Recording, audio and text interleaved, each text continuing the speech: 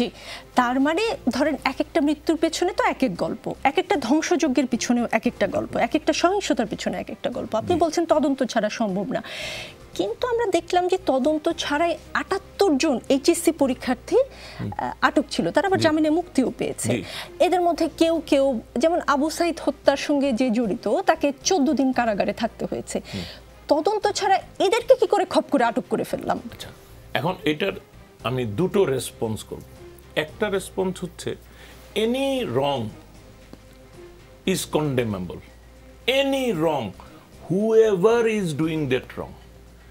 আর একটা কথা হচ্ছে যে অনেক সময় যখন আমরা অনেক কিছু একসাথে করি, আপনি এটা পার্সোনাল লাইফে দেখবেন, আপনার সাংসারিক জীবনে দেখবেন, আপনি আপনার বন্ধু বান্ধবের সাথে মেলামেশার মধ্যে দেখবেন, আমরা যখন অনেক কিছু করি দুই একটা জিনিস আমাদেরও মিস্টেক হয়ে যায়।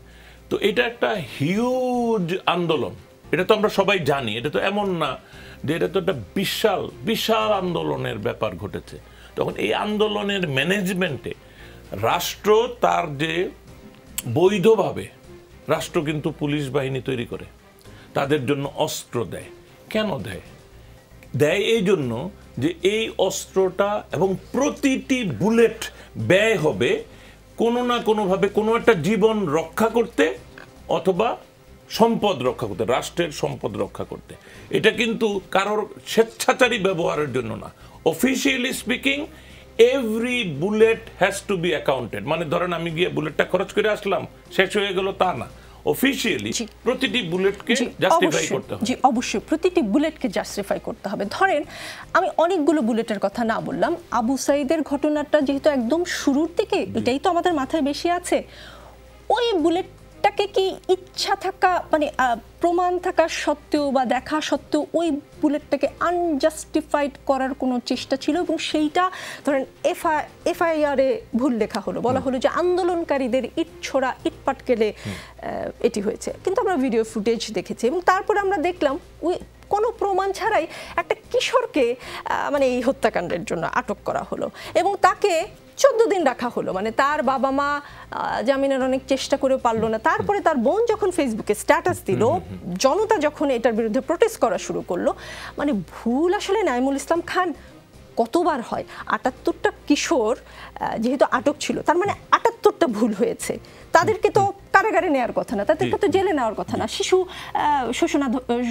শোধনাগার কেন্দ্রে পাঠানোর কথা। মানে কত ভুল করা যায় পরপর। আমি আবারও বলি যে আপনি এখানে দুটো জিনিস এখানে একটু গোলমাল হচ্ছে। গোলমালটা হলো যে আপনি যখন আমাকে প্রশ্ন করবেন, আপনি কিন্তু একজন প্রেস সেক্রেটারি অথবা একজন সিনিয়র জার্নালিস্ট হিসেবে আমাকে প্রশ্ন করবেন, কিন্তু আপনার দুই একটা প্রশ্ন হয়ে যাচ্ছে যেটার জবাবদিহিতা করার কথা, মানে তথ্যটা থাকার কথা। ধরেন পুলিশ বাহিনীর প্রধানের এত স্পেসিফিক্সে কিন্তু কখনোই আমার কাছে তথ্য থাকবে না, বাট আপনাকে রেসপন্ড করার জন্য একটা জেনারেল মানে ইনফরমেশন আমার কাছেও আছে। প্রথম কথা হলো maybe it was a little late, কিন্তু আবু সাইদের ঘটনার জন্য কিন্তু দায়ী আপনি যা যা বলছেন, ইট ইজ ভেরি ইন্টারেস্টিং। আপনি তাকে যে সাসপেন্ড করা হলো আজকেই, এই সাসপেনশনের অর্ডারটা it is available in the Facebook, আপনি পাবেন, সোশ্যাল মিডিয়াতে আছে। ওইখানে কিন্তু জি বৃহস্পতিবার সাসপেন্ড জি মানে আমি বলছি যে আজকে তো সোশ্যাল মিডিয়াতে আছেই, তো আপনি ওখানে দেখবেন আপনি যা যা অভিযোগ করেছেন তার বিরুদ্ধে সেই অভিযোগগুলি কিন্তু এসেছে। নাও একটা গভর্নমেন্ট, মনে করেন আমি জার্নালিস্ট হিসেবে আমি কোথাও কোনো খবর পেলাম, আমি এটাকে পত্রিকায় ছেপে দিই যে অমুক দাবি করছে যে এখানে একটা মৃত্যু হয়েছে বা হত্যা হয়েছে, কিন্তু যখন একটা সরকারের একটা প্রতিষ্ঠান যখন কাউকে বলবে যে এই ঘটনায় তার মৃত্যু হয়েছে, তাকে কিন্তু অনেকগুলি ভেটিং প্রসেসের ভিতর দিয়ে যেতে হয়। মানে সে ফ্রিলি একটা কথা বলে দিতে পারে না, সিস্টেম তাকে অ্যালাউ করে না। Whichever government you establish, whichever, even if you establish a UN investigator, সে কিন্তু যতক্ষণ ফরেন্সিক এবং আদার এভিডেন্স দিয়ে নিশ্চিত না হবে বিয়ন্ড ডাউট, ততক্ষণ বলবে না মৃত্যুটা কি কারণে হয়েছে। তারা সংশয়ের মধ্যেই থাকবে আনটিল তাদের হাতে প্রুফ আসে। তো এখানেও কিন্তু তাই হয়েছে। আপনি দেখেন পুলিশের তদন্তকারীদের কাছে তথ্য এসছে, তারা ডিসাইড করেছে এটাই রিলায়েবল, দে হ্যাভ অ্যাক্টেড।